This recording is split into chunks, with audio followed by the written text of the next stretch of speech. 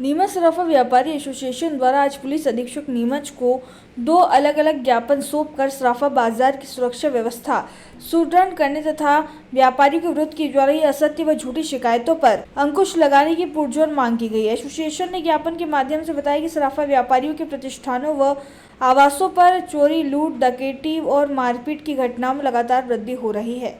साथ ही सोना चांदी की कीमतों में बेतहाशा उछाल के चलते अपराध का खतरा और अधिक बढ़ गया है। ऐसे में नीमच के सराफा बाजार, पुस्तक बाजार एवं नया बाजार क्षेत्र में दिन एवं रात्रिकालीन नियमित पुलिस गश्त पुनः शुरू किए जाने की आवश्यकता है।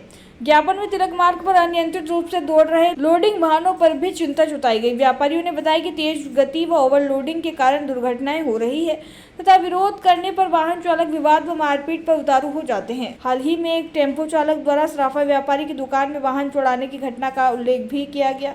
दूसरे ज्ञापन में एसोसिएशन ने सोना चांदी के बढ़ते दामों के आड़ में व्यापारियों के खिलाफ गिरवी आभूषणों को लेकर दी जा रही झूठी व निराधार शिकायतों पर गंभीर आपत्ति जताई।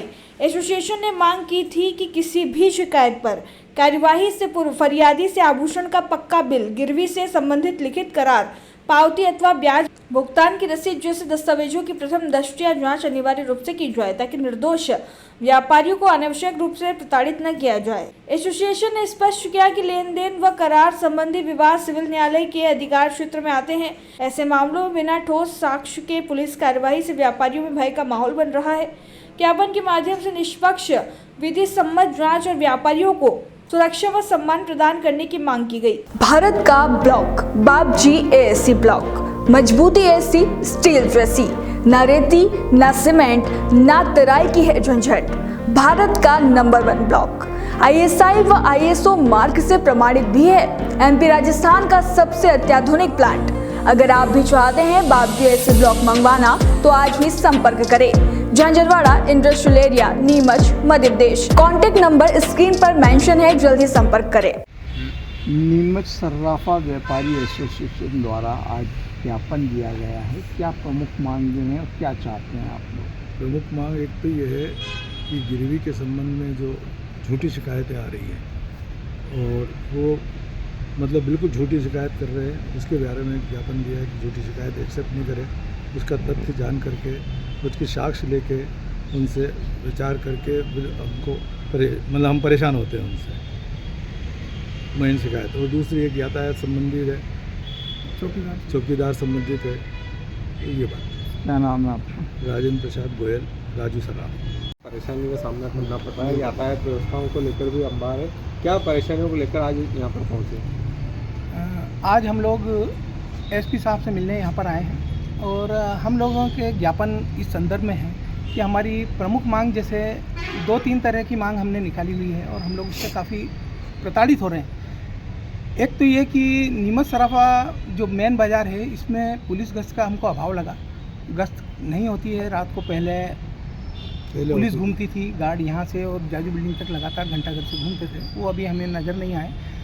बढ़ते हुए भावों के साथ में अब हम लोग भी थोड़ा सा भयभीत होते हैं कि अगर कोई दुर्घटना अगर होती है तो फिर हम लोग क्या करेंगे। पुलिस के प्रशासन के बिना तो हम लोग किसी भी तरह की कल्पना ही नहीं कर सकते हैं। तो इसलिए हम ये ज्ञापन देने आए थे कि हमारी गश्त और सुरक्षा कर्मियों की नियुक्ति वहाँ पर की जाए। इसके अलावा दूसरी हमारी मांग ये थी कि बाज़ार के अंदर लोडिंग टेम्पो, छोटे टेम्पो, बड़े टेम्पो अनियंत्रित रूप से बाज़ार में चलते हैं। अभी भी आपने कुछ समय पहले देखा होगा, एक सराफा व्यापारी की दुकान में टेम्पो घुस गया।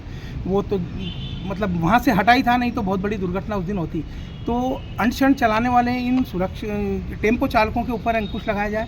इनको, हमारा ये नहीं है कि हम इनका कोई व्यापार प्रभावित करेंगे या गरीब के पेट पर लात मारना चाह रहे, पर इनका एक टाइम निर्धारित हो कि बाज़ार खुले, उसके पहले ये लोग अपना सामान किराना व्यापारी, कपड़ा व्यापारी, जिनके यहाँ भी इनको आना है वहाँ उतार दें और उसके बाद शाम के 7 बजे के बाद आएँ। चलते बाज़ार के और भीड़ के अंदर यात्री या पब्लिक या जो भी कस्टमर बाज़ार में घूमते हैं उनको भी टक्करें लगती है, हमारी वाहन गिरते हैं, बोलते हैं तो फिर झगड़ा होते हैं। इसलिए हमारी ये मांग थी कि उनके ऊपर ये अंकुश लगाया जाए कि वो सुबह बाज़ार खुलने के पहले अपना सामान उतारें और बाद में उनके ऊपर बैन लगा हुआ रहे कि इस समय के बीच में वो नहीं आए।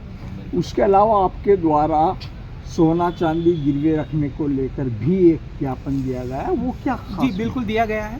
अभी कुछ समय पहले मीडिया में आया था और पुलिस को भी ज्ञापन दिया गया था। आप सभी मीडिया कर्मी भी इसके जानकार हैं। उस समय की एक ग्रामीण ने हमारे एक व्यापारी के खिलाफ एक ज्ञापन दे दिया था पुलिस में भी दिया आवेदन और प्रेस में भी दे दिया कि फलाना सर्राफ हमारे यहाँ से हमारी गिरवी की रकम खा गया।